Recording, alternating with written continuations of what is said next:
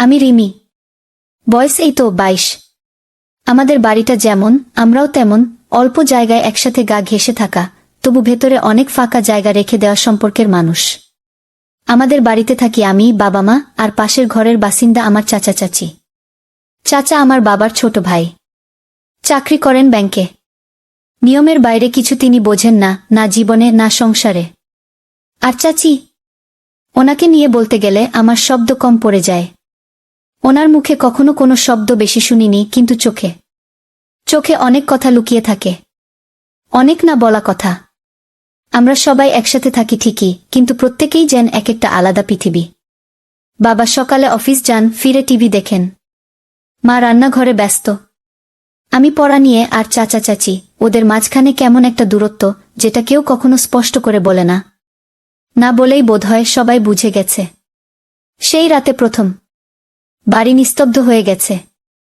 আমি বিছানায় শুয়েছিলাম, জানালাটা আধা খোলা। হালকা শীতের হাওয়া বইছিল। আমি ঘুমাতে পারছিলাম না। হঠাৎ একটা শব্দ। না, শব্দ না, কান্না। চোখ বন্ধ করে শুনতে চেষ্টা করলাম। হ্যাঁ, এক নারীর কান্না। খুব নিচু স্বরে, যেন চেপে রাখা। যেন কেউ চায় না কেউ শুনুক, তবুও শব্দ বেরিয়ে আসছে। আমি ধীরে বিছানা থেকে উঠলাম। দরজার কাছে এসে কান পেতে শুনি সেই কান্না। পাশের ঘর থেকে, চাচা চাচির ঘর। আমি থমকে যাই। চাচি কাঁদছেন। কেন? একটু পরে সব থেমে গেল। মনে হলো আমি ভুল শুনেছি। ঘুমিয়ে পড়ার চেষ্টা করলাম, কিন্তু মনোযোগ আর অন্যদিকে ফিরল না। সকালবেলা চাচিকে দেখি রান্নাঘরে। চুলে খোপা, কপালে ছোট্ট টিপ, মুখে হাসি। কিছু হয়নি এমন ভান। আমি সাহস করে কিছু বললাম না, শুধু লক্ষ্য করছিলাম। এরপর আবার 1 রাত, 2 রাত, 3 রাত, টানা 5 দিন। প্রতিবার ঠিক একই সময়, রাত 12টা থেকে 12:30। চাচির কান্না যেন একটা অভ্যাসে পরিণত হয়েছে। আর আমারও শোনা, অনুভব করা, কিন্তু কিছু না বলা। একদিন সকালে মা বললেন, তোর চাচি আজকাল খুব চুপচাপ, খেয়াল করেছিস? আমি হঠাৎ চমকে উঠলাম। মাও টের পেয়েছেন? হ্যাঁ, মানে একটু ক্লান্ত হয়তো, বললাম নিজেকে সামলে। কিন্তু আমি জানতাম ক্লান্তি না, কিছু একটা আছে। চাচির চোখে লুকানো ক্লান্তি নয়, কান্নার ছাপ। ঠোঁটের কোণে না বলা দুঃখ। চাচার সঙ্গে কথা বলেন খুব কম, শুধু প্রয়োজনটুকু। যেন দুজন দুজনার ছায়া মাত্র, পাশাপাশি থেকে কোনো গল্পহীন সংসার বয়ে নিয়ে চলেছেন। আরেক রাতে কান্নার মাঝখানে একটা ফিসফিস শব্দ শুনলাম। ভালোবাসা বলে কিছু নেই। চাচির গলা, যেন নিজের মনেই বলছেন। আমার বুক ধক করে উঠল। ভালোবাসা নেই? এত বছর সংসার করে এমন একটা কথা, কি এমন হলো? আর তখন থেকেই আমি ঠিক করলাম, এই কান্নার মানে আমি খুঁজব। আমি জানি না গল্পটা আমাকে কোথায় নিয়ে যাবে, কিন্তু আমি এখন থামতে পারব না। আমি বলবো এই গল্প, আমার দেখা, আমার অনুভব করা এক চুপচাপ কান্নার রাতের গল্প। একটা পরিবারের ভেতরের ফাটল, যা শুধু নিস্তব্ধতা আর কান্নায় ধরা পড়ে। তখন থেকে আমার রাতগুলো বদলে গেছে। আগে রাত মানেই ছিল নীরবতা, ঘুম, স্বপ্ন। এখন রাত মানেই কান্না, চেপে রাখা কান্না। কারো বুক ফাটে না, মুখ ফোটে না, সেই কান্না। চাচি কাঁদেন, আমি শুনি। শুধু আমি না, আমি নিশ্চিত দেয়ালও শোনে। কিন্তু কেউ কিছু বলে না। আমার মাথায় শুধু ঘুরতে থাকে, চাচি কেন কাঁদেন? চাচা কি কিছু বলেন? নাকি বলেন না বলেই তো চাচি এমন করে নিজের ভিতরটাকে ভেঙে ফেলছেন? রাতের সেই কান্নার পরের দিন সকালে আমি চাচিকে দেখি সেই আগের মতো। হাঁটছেন, ভাত রাঁধছেন, আমার জন্য লুচি ভাজছেন, চোখে মুখে কোনো দুঃখ নেই। তবে কেমন যেন একটা নিঃশেষ ভাব। চাচার সঙ্গে তার কথাবার্তা এখন আরও কম, মানে না থাকার মতোই।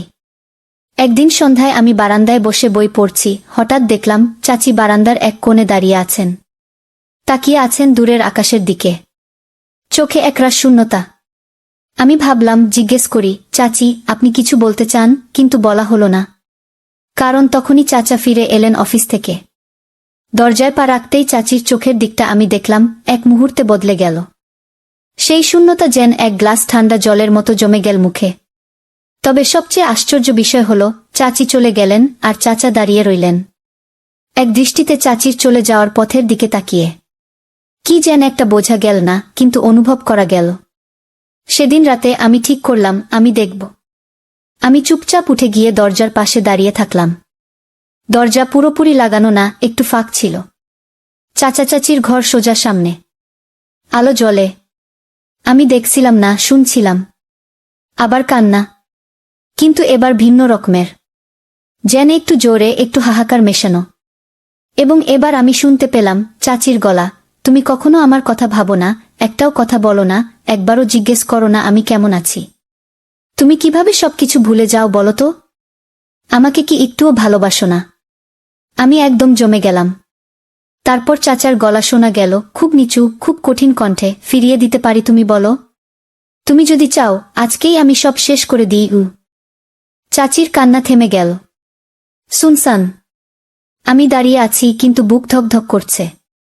আমি তখনও জানি না সব শেষ করে দিই এই কথাটার মানে কি, কিন্তু একটা কথা বুঝে গেছি, এই ঘরের দেয়ালে যা আছে তা শুধু কান্না না, তার চেয়েও অনেক বেশি। এই ঘরে একটা অতীত লুকিয়ে আছে। আমি ভাবছিলাম হয়তো কেউ হারিয়ে গেছে, কেউ চলে গেছে, কিংবা কেউ ভুলে গেছে। আর আমি এখন গল্পের মাঝখানে দাঁড়িয়ে আছি। শুধু এক প্রশ্ন মাথায়, চাচি কেন কাঁদেন? এক সপ্তাহ পেরিয়ে গেল চাচি চলে যাওয়ার পর। আমার মনে হয়েছিল বাড়িতে একটা শূন্যতা, একটা অস্বস্তি বাসা বেঁধে গেছে। চাচা তো চুপ, আর আমি নিজেও কিছু বুঝে উঠতে পারছিলাম না। ঠিক কি ঘটেছিল, কেন ঘটেছিল, সে নিয়ে ভাবতে ভাবতে একদিন মা বললেন, চাচি আর চাচা এই বাড়িতে একসাথে থাকবেন না। চাচি চলে যাবেন, সবকিছু মিটে যাবে। আমি কিছু বললাম না, কিছু বলতে পারলাম না।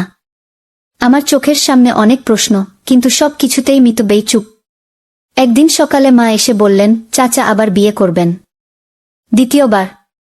বাড়িতে নতুন বউ আসবে কি, এটা শুনে আমি চমকে গেলাম।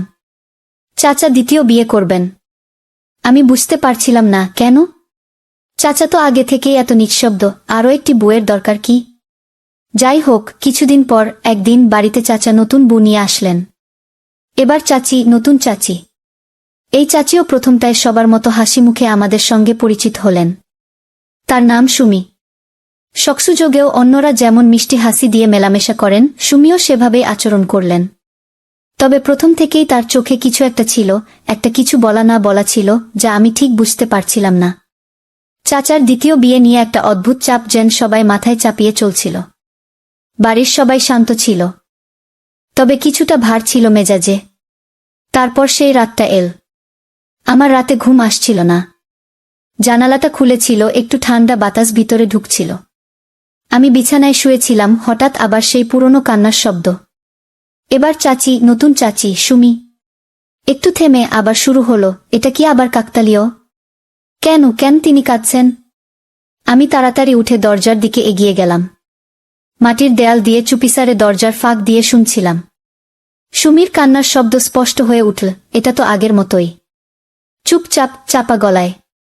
কিন্তু কিছু শব্দ শোনা যাচ্ছিল, আমি আর পারব না। আমি যদি একবারও সত্যটা জানতাম। আমি স্তম্ভিত হয়ে গেলাম। সত্যটা জানতাম, কি বলতে চাচ্ছেন তিনি? এই কান্নার পেছনে কি কারণ আছে? বাকি রাতটা আমার ঘুম এল না। মনে হচ্ছিল যেন কোনো গা রহস্য আমাদের ঘরটিকে ঘিরে রেখেছে। আমি সুমির কথা ভাবছিলাম, আর ভাবছিলাম আগের চাচিও ঠিক এমনই কান্না করতেন কিনা। পরদিন সকালে আমি কিছু সাহস করে চাচি সুমিকে ডাকলাম। চাচি, আপনি কি ঠিক আছেন? সুমি হঠাৎ তাকালেন, একটা অদ্ভুত হাসি দিলেন। হ্যাঁ, সব ঠিক আছে। কিন্তু তখনই আমি লক্ষ্য করলাম তার চোখের কোণে কিছু অবশিষ্ট ছিল, এক ধরনের তিক্ততা, কষ্ট, এবং কিছু না বলা কথা। আপনি কিছু বলতে চান? এটা জানতে আমি ভেবেছিলাম সুমি কিছু বলবে না, কিন্তু মৃদু হেসে বললেন, না রিমি, কিছু না। তুমি ভাবো না। এরপরই তিনি চলে গেলেন। কিন্তু আমি বুঝতে পারছিলাম এটা শেষ কথা নয়। সুমিও সেই কান্নার অন্ধকারে ঢেকে আছেন, যেটি এখনো পরিষ্কার হয়নি। তবে কি আছে? কেন এই কান্না? আরও বড় রহস্য অপেক্ষা করছে নাকি? এবার আমি জানি, এই কান্নার ইতিহাসের মধ্যে কিছু আছে। এটা অনেক গভীর, অনেক পুরনো কিছু। আর আমি সেই ইতিহাস জানার জন্য আরও গভীরে যাব।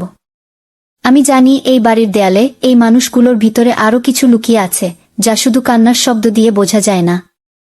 আমি ভাবছিলাম সেই রাতে আমি কি শুনেছিলাম। চাচি সুমির কান্নার মধ্যে ছিল এক অদ্ভুত তিক্ততা, আর তার সঙ্গে একটা দুঃখের মিশ্রণ। তবে পরদিন সুমি যেন আগের মতোই সব কিছুতে হাসছিলেন, সবার সঙ্গে ঠিক যেমন আগের দিন আচরণ করছিলেন, কিন্তু আমি জানি কিছু একটা ঘটেছে, কিছু একটা ঠিক থাকছে না। তিনি এই বাড়ির পরিবেশে মানিয়ে নিতে পারছেন না। তবুও কোনো পরিবর্তন, কোনো কথা সরাসরি ছিল না। তবে সেই রাতের পর তার মধ্যে একটা আলাদা গুমোট ভাব ফুটে উঠেছিল। চাচা অফিসে চলে যাওয়ার পর সুমি আমাকে ডেকে বললেন, রিমি, একটু বসো। আমার মন একটু শঙ্কিত হয়ে গেল। কি বলবেন তিনি? আমি কাছে গিয়ে বললাম, হ্যাঁ চাচি, কিছু বলবেন? চাচি কিছুক্ষণ চুপ করে থেকে গা গলায় বললেন, আমি আর থাকতে পারব না এখানে। আমি চমকে গেলাম। কেন চাচি, কি হয়েছে? তবে সুমি কিছুটা কাঁপানো গলায় বললেন, আমি আর চাচাকে সহ্য করতে পারব না। এত কিছু সহ্য করেছি, কিন্তু আমার মানসিকতা ধীরে ধীরে ভেঙে পড়ছে। তার আচরণ, তার নির্লিপ্ততা, সবকিছু। আমি চুপচাপ থাকতে পারি না। আমি যদি থাকতে থাকি তাহলে আমি নিজেকে হারিয়ে ফেলব। কথাগুলো আমার মনের মধ্যে একরাশ প্রশ্ন তৈরি করল। কিন্তু চাচা তো আপনার স্বামী, আপনি কি তার সঙ্গে কথা বলেননি? কথা বলেছি, তবে সে কান্নার প্রতিটা মুহূর্ত শুধু বাড়িয়ে দেয়। আর তুমি জানো রিমি, তিনি আমাকে একটুও ভালোবাসেন না। আর ওষুধ খেয়ে তখনই আমি জানলাম সুমি শুধু কান্না বা দুঃখের কথা বলছেন না, তার মধ্যে অনেক কিছু লুকানো ছিল। চাচার অবজ্ঞা, চুপচাপ থাকা, কোনো অনুভূতি না থাকা, এগুলো মনের মধ্যে চাপ হয়ে গেছে। সুমি নিজেকে হারিয়ে ফেলছেন। তাহলে আপনি কি করবেন? আমি মনে মনে চিন্তা করছিলাম, কিন্তু সুমি খুব শান্তভাবে বললেন, আমি চলে যাব। এই বাড়ি ছেড়ে চলে যাব, আর কোনোদিন ফিরব না গিয়ে। তখনই আমার মনে হলো এটাই শেষ। চাচি চলে যাবেন, এটা যেন ঠিক এমন কোনো এক মুহূর্ত যেখানে কেউ আর কিছুই করতে পারে না। সুমি চোখে জল রেখে বললেন, আমি এখন সিদ্ধান্ত নিয়েছি। আমি নিজেকে ভালোবাসতে চাই। আমি আর ওর মধ্যে আটকে থাকতে পারব না। সুতরাং আমি চলে যাব। এরপর সুমি চলে গেলেন তার ঘরে। আমি দাঁড়িয়ে থাকলাম, কিছুই বুঝতে পারছিলাম না। মনটা ভীষণ ভারী হয়ে গিয়েছিল। একদিকে ছিল সেই চাচি, যিনি এতদিন আমাদের সাথে থেকেও কান্নায় গা ভাসিয়েছেন। আর অন্যদিকে সেই মানুষটা, যিনি এবার সিদ্ধান্ত নিয়ে ফেলেছেন যে তার সুখের জন্য তিনি এই ঘর ছেড়ে যাবেন। আমি জানি না সুমি কিভাবে তার এই কঠিন সিদ্ধান্ত গ্রহণ করেছেন। তবে একটা ব্যাপার পরিষ্কার, চাচা নিজের আচরণের জন্য এমন একটা সীমা অতিক্রম করেছেন যেখানে সুমি নিজেকে আর সঙ্গ দেওয়ার শক্তি পাননি। ওই রাতে সুমি ঘুমাতে যাননি। আমি জানি কষ্টটা তার ভেতর খুব গভীরে ঢুকেছে। তিনি নিজে থেকে নিজের একান্ত সিদ্ধান্ত নিয়েছেন। এটাই ছিল তার নিজেকে খুঁজে পাওয়ার একমাত্র উপায়। এবং আমি জানি এটা খুব বড় একটা সিদ্ধান্ত ছিল। একটি সিদ্ধান্ত যা চাচা বা আমাদের কেউ বুঝতে পারবে না। চাচি সুমি চলে যাওয়ার পর বাড়ির পরিবেশ পুরোপুরি বদলে গেল। সেই অস্বস্তি, সেই গুমোট, সবকিছু যেন সবার মাঝে ছিল। চাচা আগের মতোই কিছুটা চুপচাপ, তবে তার মধ্যে একটা অন্যরকম চাপ ছিল। সুমি চলে যাওয়ার পর চাচা যেন খুঁজে পাচ্ছিলেন না নিজেকে। মা একদিন আমাকে বললেন, চাচা আবার মেয়ে খুঁজছে। আমি শুনে অবাক হলাম। কেন? চাচি তো আর নেই। মা বললেন, হ্যাঁ, আর কি? সে তো একদম শূন্য হয়ে গেছে। মানুষজন তাকে মেয়ে দিতে চায় না, কারণ সবাই তাকে ভয় পাচ্ছে। চাচার যে কি কষ্ট সেটা আমি ঠিক বুঝতে পারছিলাম না। তবে তার আচরণ এবং সিদ্ধান্ত দেখে মনে হচ্ছিল চাচা এই শূন্যতাকে পূর্ণ করতে চান। কিন্তু সুমি চলে যাওয়ার পর চাচা কেবল একটা নতুন জীবন খুঁজে যাচ্ছিলেন, আর যাদের কাছে যায় তারা কেউ তার জন্য মেয়ে দিতে চাইছিল না। চাচা সেই সময় এক ধরনের মানসিক অস্থিরতায় ডুবে গিয়েছিলেন। বাড়িতে অনেকেই বলেছিল চাচা তো কেবল বিয়ে করতে চান, কিন্তু একটা দায়িত্ব নেওয়ার মতো মানসিকতা নেই। আসলেই চাচার মধ্যে একটা গভীর শূন্যতা ছিল, তবে তিনি জানতেন না কিভাবে সেটা পূর্ণ করবেন, কিভাবে একটা সম্পর্ক তৈরি করবেন। সুমি চলে যাওয়ার পর তার অবস্থা এমন হয়ে উঠল যে তিনি জানতেন না জীবনটা কোথায় নিয়ে যাবে। তবে একদিন আমি বাড়ির বারান্দায় দাঁড়িয়েছিলাম, হঠাৎ চাচা পাশ দিয়ে হাঁটছেন। আমি সেদিকে তাকিয়ে ভাবলাম, চাচার সেই অভ্যন্তরীণ অস্থিরতা কিভাবে প্রকাশ পাচ্ছে। একটা দিন সন্ধ্যায় চাচা এসে মার কাছে বললেন, দিদিমা, আমি এবার আবার বিয়ে করব। মা একটু বিরক্ত হয়ে বললেন, তুমি তো সুমিকে হারালেই শান্ত ছিলে, এখন আবার কেন? তোমার কি কিছু শেখা হয়নি? চাচা মাথা নিচু করে বললেন, তোমরা সবাই তো বলেছিলে বিয়ে ছাড়া কিছু হবে না। এখন তো মনে হয় একটা নতুন শুরু চাই। মা রেগে গিয়ে বললেন, তুমি যদি আবার এমন কিছু করো তাহলে আর কিছু ভালো কিছু হবে না। আমি বললাম, তুমি কি জানো চাচি সুমি কি কষ্ট পেয়েছিল? চাচা কিছু না বলে চলে গেলেন। তবে আমি জানি চাচা কি ভাবছেন। তিনি শূন্যতাকে পূর্ণ করতে চাইছেন, তবে সে কষ্ট তার কাছে অজ্ঞাত। একটা সময়ের পর চাচা পরিচিতদের কাছে নতুন মেয়ে খোঁজ শুরু করলেন। কিন্তু আশ্চর্যজনকভাবে কেউ তাকে কোনো মেয়ের জন্য রাজি হচ্ছিল না।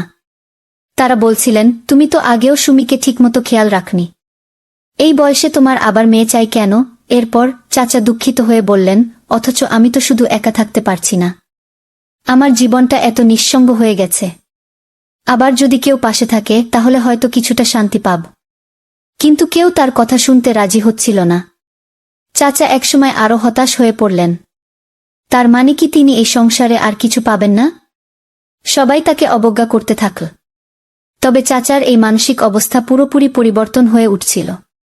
এটাই সেই সময় যখন চাচার সেই নিঃসঙ্গতা, যেটা তিনি প্রথমে বুঝতে পারেননি, ধীরে ধীরে প্রকাশ পাচ্ছিল। আর নতুন মেয়ের খোঁজে তার এই শূন্যতা পূর্ণ করার চেষ্টাও ক্রমশ ভুল পথে চলে যাচ্ছিল। তবে তখনই একদিন চাচা এসে বললেন, আমি সিদ্ধান্ত নিয়েছি, আমি আর কাউকে বিয়ে করব না। আমি এখন এই একাকিত্বের সঙ্গেই বাঁচব। এটা শুনে আমি চমকে গেলাম। চাচা, যে এতদিন কেবল নতুন জীবন খুঁজে চলেছিলেন, সে আবার এভাবে ভাবতে শুরু করেছেন। এটি চাচার ভেতরের এক ধরনের পরিবর্তন, যেন তিনি নিজের শূন্যতাকে মেনে নিতে শিখছেন। তবে আমার মনে হয় চাচা আসলে একটা গভীর অভ্যন্তরীণ দ্বন্দ্বে ছিলেন। প্রথমে তিনি চেয়েছিলেন আরেকটি সম্পর্ক তাকে নতুন করে জীবন দেবে, কিন্তু শীঘ্রই বুঝতে পারলেন তার জীবনে কোনো সম্পর্ক নতুন কিছু দিতে পারবে না যতক্ষণ না তিনি নিজের অভ্যন্তরীণ কষ্টকে গ্রহণ করেন। এবং সে মুহূর্তে চাচা বুঝে গিয়েছিলেন প্রত্যেকটা সম্পর্কের মধ্যে একটা ভঙ্গুরতা থাকে, এবং যদি তা অন্যের উপর চাপানো হয় তবে সেটা শুধুমাত্র আরও বড় ক্ষতির কারণ হবে। চাচার নতুন জীবন শুরু করার সিদ্ধান্তের পর বাড়ির পরিবেশ কিছুটা শান্ত ছিল। চাচা তার সিদ্ধান্তে স্থির ছিলেন, তিনি আর বিয়ে করবেন না। কিন্তু এই সিদ্ধান্তের পরও আমাদের মধ্যে কিছু অস্বস্তি ছিল। চাচা এখনও নিঃসঙ্গ, এখনও শূন্যতায় ডুবে আছেন, তবে কেউই তার সাহায্যে এগিয়ে আসছে না। সেই সময় মা এসে এক অদ্ভুত কথা বললেন। একদিন বিকেলে আমি ঘরের কোণে বসেছিলাম। মা এসে হঠাৎ আমার দিকে তাকিয়ে বললেন, রিমি, আমি একটা সিদ্ধান্ত নিয়েছি। আমি অবাক হয়ে মাকে দেখলাম। কি সিদ্ধান্ত মা? চাচার সঙ্গে তোমার বিয়ে দেব। আমি যেন আমার স্থান থেকে উঠে না দাঁড়াতে পারলাম। মনের মধ্যে প্রশ্নের ঢেউ শুরু হয়ে গেল। কি বলছেন আপনি? মা আমার দিকে গভীর দৃষ্টিতে তাকিয়ে বললেন, হ্যাঁ, ঠিকই শুনেছ। আমি মনে করি এই পারিবারিক পরিস্থিতির মধ্যেই তুমি ও চাচা একসাথে জীবন কাটাতে পারো। আমি বাকরুদ্ধ হয়ে গেলাম। আমার মনে নানা প্রশ্ন এবং চিন্তা একসাথে ভিড় করল। এটা কেন? মা, আপনি কি ভাবছেন? মা এক গভীর নিঃশ্বাস নিলেন। রিমি, তুমি তো জানো চাচার কি অবস্থা। সে একদিকে শূন্যতা নিয়ে বেঁচে আছে, আর অন্যদিকে আমাদের মধ্যে কেউ তাকে বুঝে ওঠার মতো অবস্থায় নেই।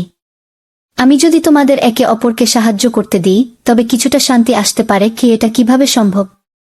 আমার ভেতরে দ্বন্দ্ব তৈরি হচ্ছিল, একদিকে চাচার শূন্যতা, অন্যদিকে আমি নিজে। আমি কিভাবে তাকে সাহায্য করতে পারব? কিভাবে নিজের জীবনটা এত তাড়াতাড়ি বদলে ফেলব? মা আরও কিছু বললেন, এটা অবশ্যই তোমার সম্মতিতে হবে, তবে আমি বিশ্বাস করি চাচা তোমাকে ভালোবাসবে। সে তোমাকে একমাত্র উপায় হিসেবে দেখতে পাবে। তার সাথে সম্পর্কটা যদি তুমি মেনে নাও তাহলে আমরা পারিবারিকভাবে একসাথে থাকব। কেউ তোমাদের বিরোধিতা করবে না কি? তবে আমি কিছু বলতে পারলাম না। মনের মধ্যে এত কিছু মিলেমিশে যাচ্ছিল। আমি কি সত্যিই এমন একটা সিদ্ধান্ত নিতে পারব? চাচার কাছে যাব কি? আমার চাচা, যাকে আমি চাচা হিসেবেই জানতাম, তাকে অন্যভাবে দেখব? মা এক মুহূর্তের জন্য থেমে গিয়েছিলেন, তারপর বললেন, তোমার সিদ্ধান্তটাই আমি সম্মান করব রিমি। কিন্তু তুমি যদি চাও, আমি সব কিছুর জন্য প্রস্তুত। এবং তার পরের মুহূর্তেই আমি জানলাম যে মা তার সর্বস্ব দিয়ে এই সিদ্ধান্ত নিতে প্রস্তুত। কিন্তু আমি কি সিদ্ধান্ত নেব? আমি কি চাচাকে নিজের জীবনসঙ্গী হিসেবে দেখতে পারব? এত অদ্ভুত পরিস্থিতি, এটা কিভাবে সম্ভব? এটা যেন এক গভীর মানসিক চাপ হয়ে দাঁড়িয়েছিল।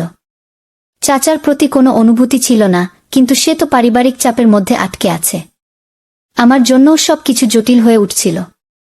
আমি কিভাবে বুঝব কি করতে হবে? এই মুহূর্তে সবকিছু এলোমেলো হয়ে গেছে।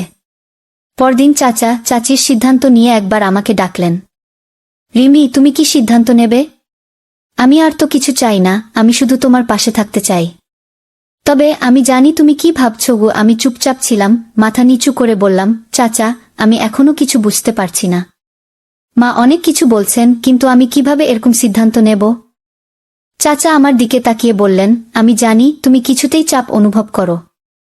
তবে আমার শূন্যতা আর একাকিত্ব আমাকে পেয়ে বসেছে। আমি এবার ভেবেছিলাম এই গল্পটা কোন দিকে নিয়ে যাবে। আমি কিভাবে চাচাকে সাহায্য করব, যাকে আমি শুধুমাত্র চাচা হিসেবে জানি। এবং ওই দিন আমি সিদ্ধান্ত নিলাম আরও কিছু সময় চাচার সঙ্গে কথা বলবো। অন্তত একবার সোজাসুজি কথা বলে দেখি তার কাছে কোনো প্রশ্ন রয়েছে। সত্যি বলতে আমি তখন কিছুই বুঝতে পারছিলাম না। আমার জীবনের এক ভীষণ কঠিন সময়ের মধ্যে আমি আছি। মা যখন সেই সিদ্ধান্ত নিলেন আমি তখন কিছুই বললাম না। আমি চুপচাপ সবকিছু মেনে নিলাম। সিদ্ধান্ত নেওয়া সহজ ছিল না, কিন্তু মা যখন বললেন তুমি চাচাকে ভালোবাসবে আর তাকে সাহায্য করবে কি, তখন আমি বিশ্বাস করলাম যে মা ঠিকই বলছেন। হয়তো এই সময়টা আমাকে নিজেকে পরীক্ষায় ফেলতে হবে। হয়তো আমি কিছু ভালো বুঝতে পারব। একটা মাস পর চাচার সঙ্গে আমার বিয়ে হয়ে গেল। বিয়ের দিন পুরো বাড়ি এক অদ্ভুত চুপচাপ অবস্থায় ছিল। সবাই চাইছিল না, তারপরও আমাদের সবার মধ্যে একটা নতুন শুরুর অনুভূতি ছিল। তবে আমি জানি আমার এই সিদ্ধান্তের পর আমার এবং চাচার জীবন একদম পাল্টে যাবে। চাচা সেই দিনও কেমন অদ্ভুতভাবে গম্ভীর ছিলেন। তার মুখে কোনো উচ্ছ্বাস ছিল না, কিন্তু তারপরও তাকে দেখছিলাম সে আমাকে স্বাভাবিকভাবে সমর্থন করছে। ঠিক যেন কোনো অদৃশ্য বোঝাপড়া তৈরি হচ্ছিল আমাদের মধ্যে। চাচা এবং আমি এখন এক নতুন জীবন শুরু করেছি।